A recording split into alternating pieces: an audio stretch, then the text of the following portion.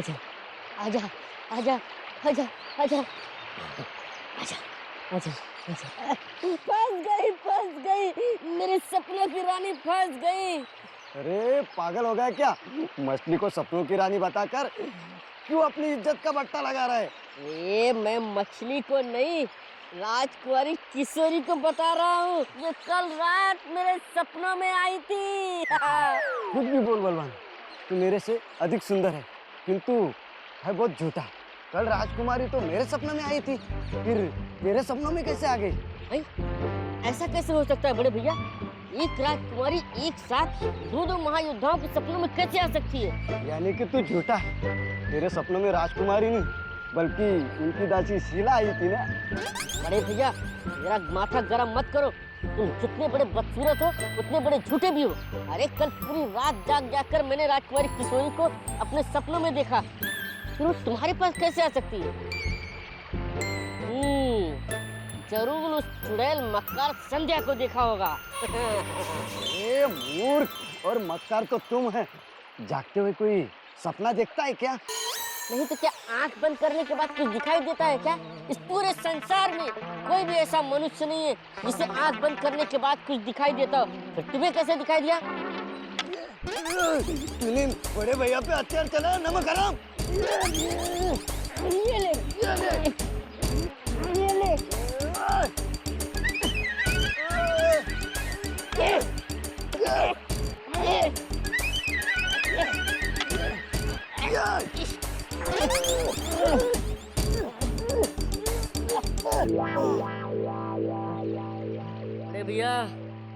बड़े भैया न तुम हारे न मैं जीता, और तो और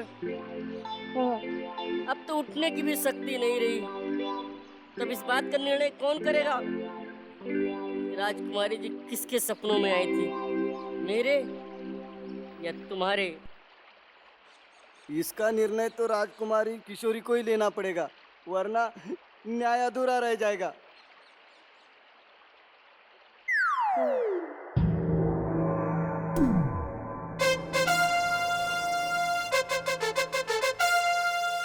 सुनो, जाके अंदर राजकुमारी किशोरी से बोलो कि भीम और बलवान आए हैं। ये कक्ष तुम्हारे पिताश्री का नहीं है जो बिना अनुमति के मुंह उठाए अंदर घुस जाओगे। हमारे पिताश्री तक मत जाना, नहीं तो बहुत पछताना पड़ेगा। क्या कर लोगे तुम लोग? बलवान, हम क्या करेंगे? कुछ नहीं, राजकुमारी किशोरी से कह के इन दोनों को निलंबित करवा देंगे। जाओ जाओ, पहले शीशे में अपना मुंह देख कर आओ। लंगूर के बच्चे कहीं के। बलवान, इन्होंने तुझे लंगूर कहा? मुझे नहीं, तुझे कहा। नहीं, तुझे कहा? मुझे नहीं, तुझे कहा। अरे नहीं, तुझे कहा। तुम दोनों को कहा। और यदि तुम दोनों ने अधिक चतुराई दिखाई तो तुम दोनों पर कर्तव्य में बाधा डालने का आरोप लगाकर 2-4 दिन के लिए कारावास में डलवा दूंगी।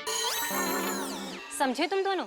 हम दोनों तो मजाक कर रहे थे। हाँ, शीला जी, संध्या जी बिल्कुल अपने पिताश्री पे गए हैं। वो गिरगिट है तो ये दोनों लिज लिजे छोटे से। अवसर देखते ही रंग बदलने की कला में तो अपने पिताश्री से 20 कदम आगे हैं। अब इतनी भी प्रशंसा मत करो बहना। बहना मत कहना मुझे आज के पश्चात।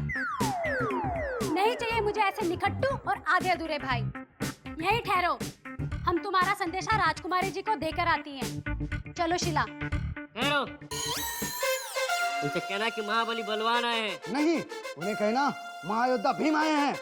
नहीं, महायोद्धा बलवान आए हैं। नहीं, महायोद्धा भीम। बलवान, भीम, बलवान, भीम। ठहरो। यदि ये लड़ाई तुम दोनों ने तत्काल बंद नहीं की तो हम दोनों तुम्हारी भेंट निरस्त करवा देंगे। समझे तुम दोनों? अब शीघ्र बताओ, क्यों मिलना चाहते हो तुम दोनों राजकुमारी जी से? हम तुमसे कुछ नहीं कहेंगे। हम जो भी कहेंगे अपने प्राण से प्यारी राजकुमारी किशोरी के सुंदर सुंदर कानों में कहेंगे। जाओ, जाके कह दो कि भीम और बलवान आए हैं। तुम देखना, अपने नटखट नंदलाल का नाम सुनते ही कैसे वो दौड़ी नंगे पैर चली आएंगी। ये दोनों नहीं सुधरेंगे। भीम भैया, कितनी बड़ी बैल और मूर्ख हैं ये दोनों, जो ये भी नहीं जानती कि जब आज तक हमारे माता पिता नहीं सुधरे तो हम कैसे सुधर सकते हैं। राजकुमारी जी, इस तरह नंगे पांव? यदि आपके कोमल पांव में कंकड़ भी चुभ गया तो महारानी कलावती हमें मृत्यु दंड दे देंगे। हमारे प्रिय महायोद्धा भीम और बलवान आए हैं। हम उन्हीं का स्वागत करने कक्ष के द्वार पर जाएंगे। ये आपको क्या हो गया राजकुमारी जी? आप एक उच्च कुल की राजकुमारी हैं। उन मूर्ख आधे अधूरों का मनोरंजन करके अपना अमूल्य समय नष्ट ना करे राजकुमारी। संध्या, भीम और बलवान को आधे अधूरे कहकर मानवता का अपमान मत करो। यदि उनका कद छोटा है तो इसमें उन विचारों का क्या दोष है? याद रखो, जिसके दिल में निर्बल और विकलांगों के लिए दया नहीं, वो मनुष्य होते हुए भी एक पशु है। क्षमा कर दीजिए राजकुमारी किशोरी, आपके मन में मानवता के लिए बहुत बड़ा स्थान है, इसमें कोई संदेह नहीं। भीम और बलवान को दोबारा मूर्ख कहने की मूर्खता ना कर बैठना। शायद तुम जानती नहीं, षड्यंत्रों से भरी इस राजमहल में केवल वो दोनों ही हैं जिनके आंखों में हमें निश्चलता की झिलमिलाती रोशनी दिखाई देती है। बाकी सब काले साए में खुद को छुपाए हाथ लगाकर बैठे हैं। जाओ उन दोनों को लेकर आओ, ताकि कश्मकश के इस घड़ी में उनकी भोली हरकतों से हमारे चेहरे पर मुस्कुराहट आ सके।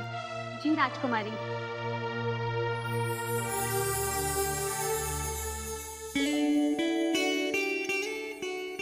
चलिए, राजकुमारी जी ने आपको अंदर बुलाया है।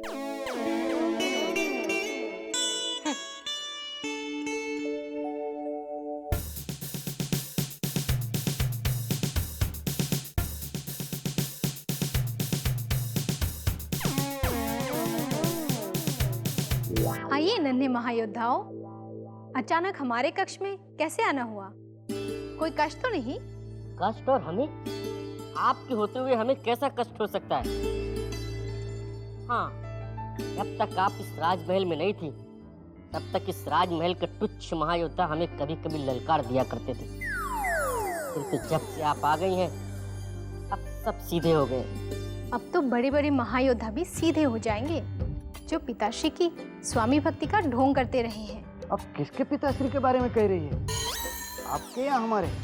हमारे। यानी हमारे होने वाले ससुर जी। भवानी सिंह और सोमनाथ जैसे तुच्छ और टेढ़े स्वामी भक्तों को सीधा करने के लिए कह रही हैं आप हमें? तुम जितने सुंदर हो उतने ही बुद्धिमान भी हो बल्लू। बल्लू? राजकुमारी किशोरी जी, आपने मुझे बल्लू कहा? हाँ बल्लू, बलवान नाम हमें इतना नहीं भाता जितना बल्लू मन को भाता है। बल्लू को तो आपने बता दिया, किंतु मेरे नाम के बारे में तो बता दीजिए राजकुमारी जी। हम तुम्हें भीम नहीं भीमू कहेंगे। वाह वाह वाह, अभी इसकी तरह मेरे गोरे गोरे गाल पर प्यारी सी चौकुटी लगाओ ना। अरे बड़े भैया, मैं ही आपकी चिकोटी काट लेता हूँ। वो क्या है कि आलतू फालतू लोगों के लिए राजकुमारी जी के पास समय नहीं है। अब ये तो पूछो कि हम लोग किस काम से राजकुमारी जी के पास आए थे? मैं तो भूल गया। हाँ बड़े भैया, आप ऐसे ही भूल जाना। राजकुमारी जी, अब आप ही बता दीजिए कि कल रात आप हम दोनों में से किसके सपनों में आई थी?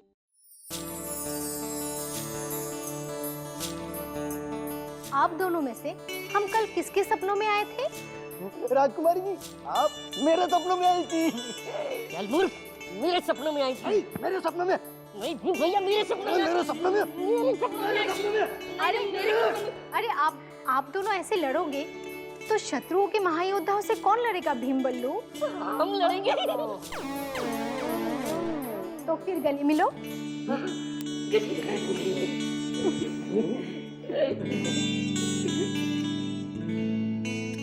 हम दोनों अपने पिताश्री की आज्ञा को ठुकरा सकते हैं राजकुमारी जी, किंतु आपकी आज्ञा को कभी नहीं। अब आप ही ये बता दीजिए कि हम दोनों में से कल रात आप किसके सपने में आई थी? ये हम तुम्हें आज नहीं तब बताएंगे, जब किसी दिन हम तुम्हें अपने साथ नदी किनारे सैर करने ले जाएंगे। जो आज्ञा राजकुमारी जी, हम दोनों भाई भी आपके संग संग नदी में खूब डुबकी लगाएंगे, और जब आप डूबने लगेंगी तब हम दोनों महायोद्धा आपको आसानी से बचा लेंगे।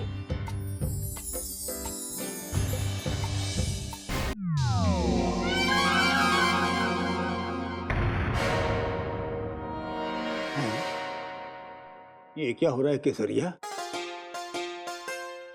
लगता है भवानी सिंह भी बावले हो गए हैं, परंतु हम कुछ समझ नहीं पा रहे हैं कि सैनिकों को ये केले क्यों बांट रहे हैं। हुजूर, हो सकता है सोमनाथ की छाया इन पर भी पड़ गई हो। अचानक शिवगढ़ के महायोद्धाओं को ये हो क्या गया है? महायोद्धा क्रूर सिंह को छोड़कर एक एक करके सारे महायोद्धा बावले होते चले जा रहे हैं। हाँ हुजूर, ये आपने बहुत पते की बात कही। अगर सचमुच ऐसा हो गया और भवानी सिंह भी बावले हो गए हैं तो हुजूर, हमारी किस्मत तो खुल गई। अच्छा, परंतु कैसे केसरिया? हुजूर, जरा सोचिए, सोमनाथ, जिस प्रकार सोमनाथ एकदम बावले हो गए हैं, अपनी सारी अकड़ भूलकर सीधे साधे गाय की तरह हो गए हैं, ठीक उसी तरह भवानी भी हो जाएंगे। और यदि सचमुच ऐसा ही हुआ तो इस महल में सिर्फ आपका ही रुतबा होगा हुजूर, सिर्फ आपका ही राज होगा। आओ अंदर चल के देखते हैं कि राज क्या है, आखिर ये केले क्यों बांट रहे हैं। नहीं हुजूर, अंदर जाकर देखने की क्या जरूरत है? जब सब कुछ यहीं से दिखाई दे रहा है तो आप मुसीबत को क्यों दावत दे रहे हैं? केसरिया, आखिर तुम कब समझदार बनोगी? तुम समझती क्यों नहीं कि हम ये जानने का प्रयास कर रहे हैं कि भवानी सिंह जी पूरी तरह से बावले हो चुके हैं या आधे ही बावले हुए हैं? समझ गई?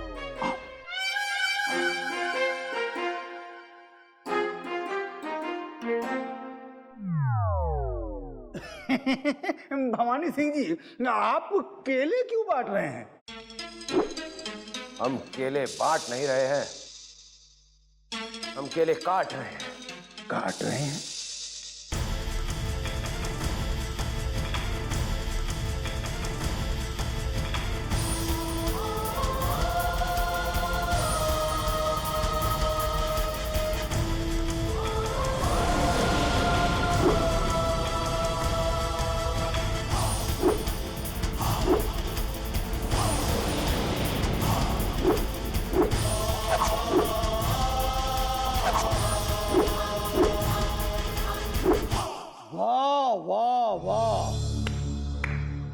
क्या बात है, क्या बात है, क्या बात है भवानी सिंह जी।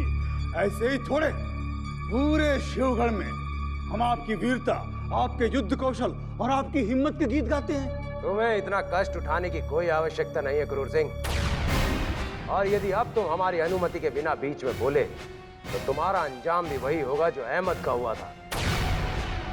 भवानी सिंह जी, अहमद की मृत्यु का हमें बड़ा ही गहरा दुख है, परंतु आश्चर्य है कि सोमनाथ ने उसकी मृत्यु के लिए आपको जिम्मेदार ठहराया है।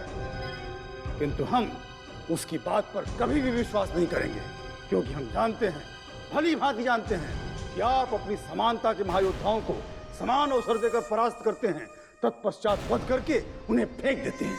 हम जानते हैं क्रूर सिंह, सोमनाथ चाहता है कि हम इस शिवगढ़ के महल से बहुत दूर हो जाएं, और अहमद की हत्या का आरोप हमारे ऊपर लगाकर वो महारानी के नेत्रों में हमें गिराना चाहता है।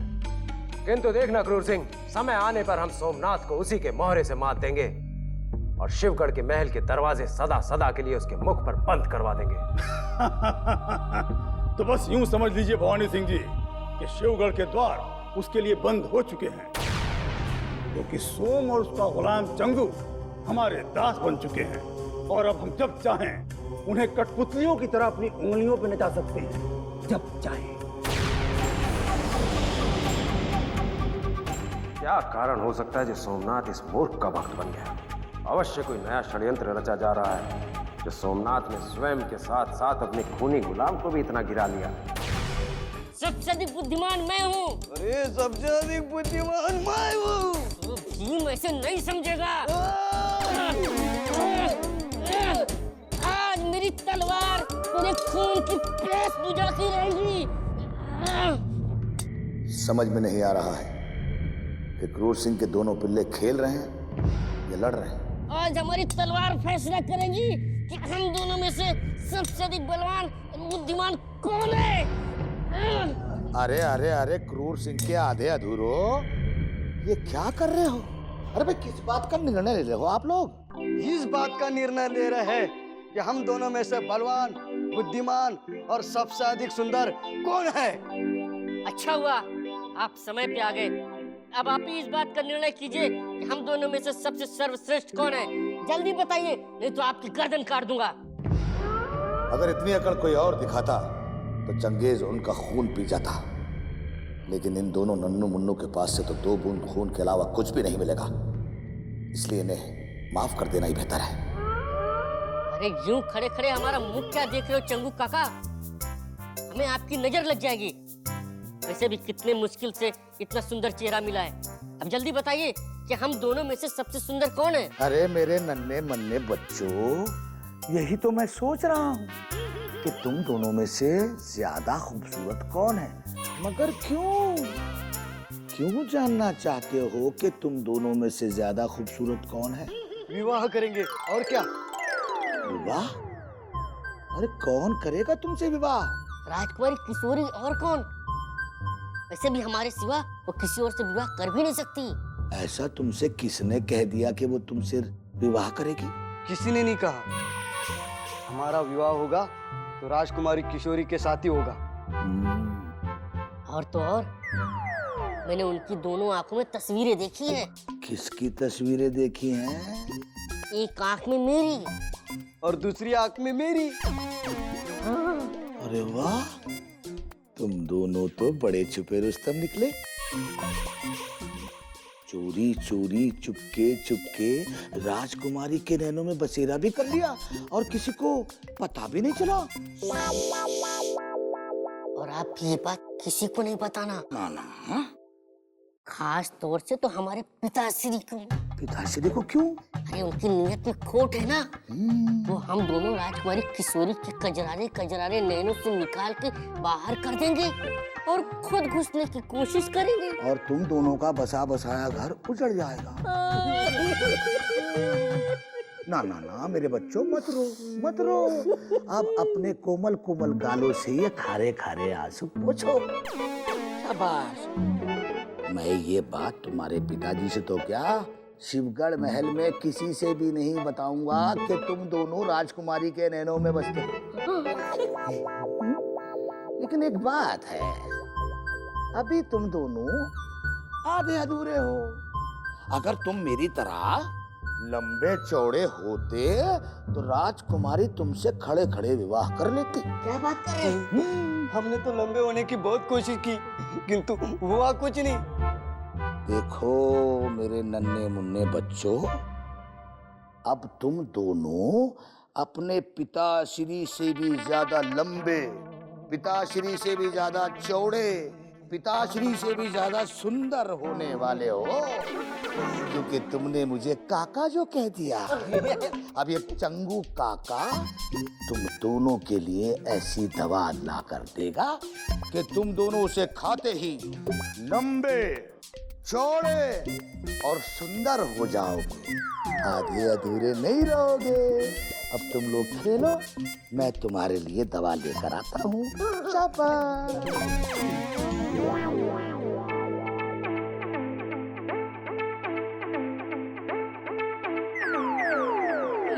अब हम लंबे हो जाएंगे, राजकुमारी किशोरी के दूल्हे बन जाएंगे। हम लंबे हो जाएंगे, राजकुमारी किशोरी के दूल्हे बन जाएंगे।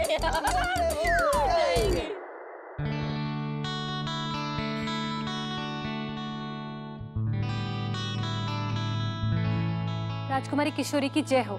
शीला, तुम हमारे कक्ष में युवराज का कोई संदेश लाए हो क्या? नहीं, पर मैं वो मानचित्र चुरा कर लाने में अवश्य सफल हो गई हूँ, जिसकी सहायता से अतिथि युवराज को महल की गुप्त सुरंग तक पहुंचाया जा सकता है।